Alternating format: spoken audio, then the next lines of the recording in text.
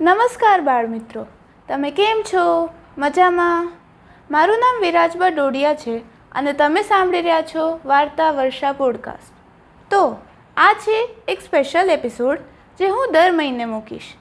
આમાં હું કોઈ પણ એક પુસ્તકનો રિવ્યૂ આપીશ, જેથી તમે તે પુસ્તક વિશે જાણો અને તે વાંચવા માટે ઉત્સુક થાઓ.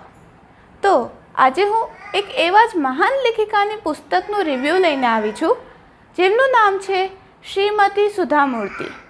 તેમનો જન્મ 1950 શિગાઉન, કર્ણાટકમાં થયો હતો.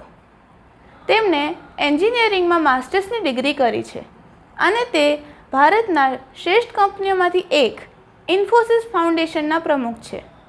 આજે હું તેમની જ એક પુસ્તકનું રિવ્યૂ લઈને આવી છું. તે પુસ્તકનું નામ છે હિયર, ધેર એન્ડ એવરીવેર. તો આ પુસ્તકમાંથી હું અલગ અલગ ઘટનાઓ વિશે તમને જણાવીશ. સુધા મૂર્તિ આમાં પોતાની સાથે થયેલી અલગ અલગ ઘટનાઓ કહે, જેમ કે ફાઉન્ડેશનના કામકાજ વખતે થતી ઘટના. એમનું પહેલું પ્રોજેક્ટ જે સુધા મૂર્તિ માટે અઘરું સાબિત થયું તે હતું મંદિરમાં દાન કરેલા છોકરીઓ અને સ્ત્રીઓ જેમને દેવદાસી તરીકે ઓળખાતા એમની મદદ કરવી. પણ મોડર્ન કપડાં પહેરેલા સુધા મૂર્તિની સાથે જ્યારે દેવદાસીઓએ વાત ન કરી ત્યારે તેમના પિતાજી તેમણે સુધા મૂર્તિને સાદગી વિશે જણાવ્યું. એટલે સુધા મૂર્તિ સાડી પહેરીને દેવદાસી સાથે વાત કરવા ગયા અને દેવદાસીએ તેમની વાત સાંભળી. પછી જ્યારે કોલેજ વખતે સુધા મૂર્તિને એન્જિનિયરિંગ કરવું હતું ત્યારે તેમણે BVB કોલેજ માટે ફોર્મ ભર્યો અને તેમને ખબર પડી કે આ કોલેજમાં તો ફક્ત છોકરાઓ છે, એટલે છોકરાઓ સાથે રહેવા માટે તેમને સાડી પહેરવા પડતી હતી. એમની સાથે બહુ મસ્તી થતી. એમની પાછળ કાગળના પ્લેન ફેંકતા, એ પ્લેનમાં પાછું કેવું લખતા, જેમ કે છોકરીઓ તો સાયન્સ એન્જિનિયરિંગ માટે છે જ નહીં, તેમને તો રસોડામાં કામ કરવાનું હોય એવું. પણ સુધા મૂર્તિએ ત્યારે જ રઢ નિશ્ચય લીધો કે હું આત્મસંતુષ્ટ રહી. તેમણે ફર્શ પર સૂવાનું વિચાર્યું. પછી તે મીઠાઈ પણ ન ખાતા અને કોઈ બીજાથી મદદ પણ ન લેતા. તે હંમેશા નિયમિત રહેતા. પ્રથમ વર્ષના રિઝલ્ટ આવ્યા. સુધા મૂર્તિએ ટોપ માર્યો હતો, એટલે બધા છોકરાઓ તેમને સન્માન આપવા માંડ્યા. સુધા મૂર્તિ સાથે એક છોકરો જેનું નામ હતું પોર્ટાડો, એ પણ ભણતો હતો. તે ઘણો હોશિયાર હતો, પણ એમની જ્યારે થિયોરી પીરિયડ હતા ત્યારે તે છેલ્લા કલાકે જ હંમેશા આવતો, એટલે તે આળસુ હતો. તે બધાના ચિત્રોમાંથી છાપો મારતો અને જૂના પેપરમાંથી તૈયારી કરતો. જ્યારે સુધા મૂર્તિએ તેને આટલું મોડું આવવાનું કારણ પૂછ્યું તો પોર્ટાડો કહે કે હું મારા મિત્રોથી રાત્રે મળું, અમે બહુ વાતો કરીએ. તને ખબર હશે, મિત્રો તો એક દિવસમાં બને નહીં અને તમને આ વસ્તુ બિલકુલ નહીં સમજાય કે હું જે મિત્રો બનાવીશ ને એ મારી માટે બહુ મસ્ત કામ કરશે. તો સુધા મૂર્તિ કે આવું ના ચાલે. તું કોલેજમાં આવે છો તો તારે ભણવું જોઈએ, તારે વિદ્યા લેવી જોઈએ અને તારે મહેનત કરવી જોઈએ. પણ પોર્ટાડોએ તો એમની વાત જ ના સાંભળી. પછી એન્જિનિયરિંગના 4 વર્ષ પૂરા થયા. બધા દુઃખી હતા. 4 વર્ષમાં તેઓ એટલા સરસ પરિવાર બનીને રહ્યા હતા. તેમને પોતાના ધ્યેય ખબર નહોતા. પોર્ટાડોએ બધાને કીધું, જો તમે ગોવામાં હો તો મારા ઘરે જરૂર આવજો. પછી ઘણા વર્ષો પછી સુધા મૂર્તિ દુબઈમાં લેક્ચર આપવા ગયા હતા. તો લેક્ચર પછી ઘણા લોકો સુધા મૂર્તિ સાથે પ્રશ્નો પૂછતા હતા. ત્યાં એક માણસ બહુ સમય સુધી તેમની રાહ જોતા હતા. સુધા મૂર્તિનું ધ્યાન તેમની તરફ ગયું. તેમને પૂછ્યું, તમને શું કામ છે? શું તમે મારી રાહ જુઓ છો? તો તે માણસ કે હા, હું બહુ સમયથી તમારી રાહ જોઉં છું. એટલે સુધા મૂર્તિને તે માણસ થોડો જાણીતો લાગ્યો. તેમણે તે માણસનું નામ પૂછ્યું. એટલે તે માણસ કે હું પોર્ટાડો છું, તારો સહપાઠી.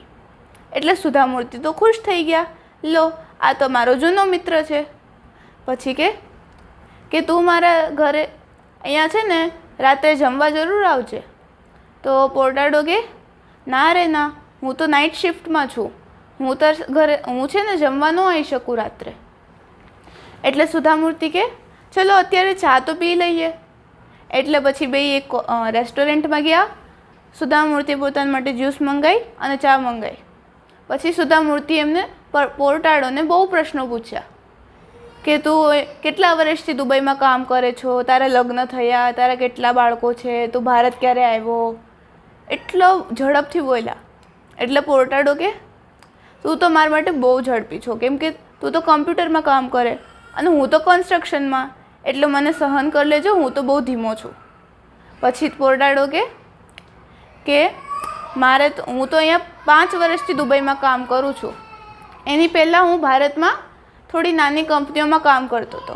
મારા લગ્ન જરૂર થયા છે, મારી 2 દીકરી છે.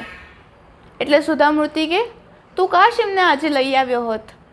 તો પોર્ટાડો થોડો દુઃખી થઈને કે લઈ આવ્યો હોત, પણ તે અહીંયા નથી, તે 2 ભારતમાં એન્જિનિયરિંગ કરે છે. હું તો તેમનું ભણવાનું અહીંયા પણ નહીં રાખી શકતો. મેં તો એમને કીધું કે તમે ભણજો, વિદ્યા લેજો અને મહેનત જ કરજો.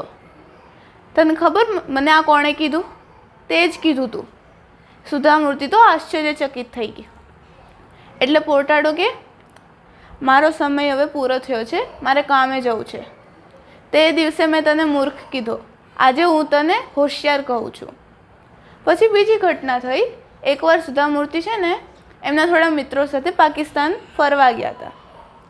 એમની સાથે રૂપા નામના એક મિત્ર હતા, જે પાકિસ્તાનમાં આવેલું રવલપિંડીમાં જેમનું જન્મ થયું હતું. એટલે રૂપાને તો રવલપિંડી ફરવા જવું હતું. તો સુધામૂર્તિ એમની સાથે ત્યાં ફરવા ગયા. તો જેવા તેઓ રવલપિંડી પહોંચ્યા, જાણે રૂપાને બધું જ ખબર હોય ને એમ બધું દેખાડવા માંડ્યા કે જો અહીંયા આવું હતું, અહીંયા આવું હતું. પછી તે જ્યાં દિવાળી ઉજવતા ત્યાં ગયા. પછી એમના ચાચાના ઘરે ગયા. તો ત્યાં એમના ચાચાના ઘરે હવે છે ને ડૉક્ટર સલમા અને સલીમ નામનું એક જે માણસ હતા, પતિ એ રહેતા હતા. એટલે એમને છે ને રૂપાને એ ઘર જોવા દીધું. અને સલીમના જે પપ્પા હતા એ પણ ગુજરાત સુરતના જ હતા. પછી રૂપાને પોતાનું ઘર જોવું હતું. એટલે તેમણે છે ને ડ્રાઈવરને કીધું કે થોડા આગળ જાઓ અને જમણી બાજુ લો, એટલે પહેલાં તમને અલ અમીનનું નિશાળ, છોકરીઓની નિશાળ મળશે. થોડું આગળ ડાબી બાજુએ પછી હજી એક કોલેજ હશે, પછી આગળ ગવર્મેન્ટ સ્કૂલ, પછી અમારું મેદાન અને પછી 5 બંગલો હશે. પહેલો કેવલરામ અને બીજા 3જા 4થા હતા અને 5મો અમારો છે. તો જે રૂપાએ કીધું ને એમાંથી તે થોડીક સાચી હતી. ઓલી અલ અમીન જે સ્કૂલ નિશાળ હતી છોકરીઓની એ હતી. જે કોલેજ હતી ને એ લોયોલા કોલેજ બની ગઈ હતી અને જે ગવર્મેન્ટ સ્કૂલ હતી તે ડિગ્રી કોલેજ બની ગઈ હતી. પણ જે મેદાન એણે કીધું ને એને બદલે તો શોપિંગ કોમ્પ્લેક્સ બની ગયું. એટલે રૂપાને બહુ ખોટું લાગ્યું અને તે 5 બંગલો પણ ગાયબ હતા. એટલે રૂપા પોતાનું ઘર ગોતવા ગઈ. એને લાગ્યું કે આ બધા બિલ્ડિંગોની પાછળ કદાચ એનું ઘર હશે. તો રૂપા એનું ઘર જ્યાં હતું ને એ જમીન આગળ ઊભી રહી. ત્યાં એક મોટું હોટેલ હતું અને દરવાજા આગળ એક ચોકીદાર બેઠો હતો. રૂપાએ સુધામૂર્તિને કીધું કે 2 વર્ષ પહેલાં મારી મિત્ર અહીં આવી હતી, સખી. એણે કીધું કે ઘર તો એવું ને એવું અહીંયા જ છે. એટલે સુધામૂર્તિએ પછી ચોકીદારને પૂછ્યું કે આ હોટેલ કેટલો વર્ષ જૂની છે અને તમે અહીંયા ક્યારથી કામ કરો છો? તો ચોકીદાર કે આ હોટેલ છે ને 1 વર્ષ જ જૂની છે અને પેલું જૂનું જે મકાન હતું ને એને તોડ્યા પછી કામકાજ શરૂ થયું, ત્યારથી હું અહીંયા કામ કરું છું. એટલે ખબર પડી ગઈ કે રૂપાનું ઘર તો તોડી નાખ્યું હતું. એટલે રૂપાએ તો છે ને ત્યાંની એક જમીન ઉઠાવી અને કીધું એક એવો સમય હતો જ્યારે હવા, પાણી, જમીન અમારું હતું, પણ કોઈએ એક લીટી દોરીને અમને અમારા જમીનથી જ કાઢી નાખ્યા. જે લોકોને આવી રીતે કરે ને તેમને બહુ અલગ લાગે. આવા દુઃખદ, આવા અલગ અલગ પ્રકારના ઘટનાઓ તમને આ પુસ્તકમાં મળશે અને મને ખાતરી છે કે તમે આ પુસ્તક હવે જરૂર વાંચશો. જો તમને મારો આ એપિસોડ ગમ્યો હોય તો મારા પોડકાસ્ટ વાર્તા વર્ષાને સબસ્ક્રાઈબ જરૂર કરજો અને પુસ્તકો વાંચતા રહેજો. ચાલો, આવજો.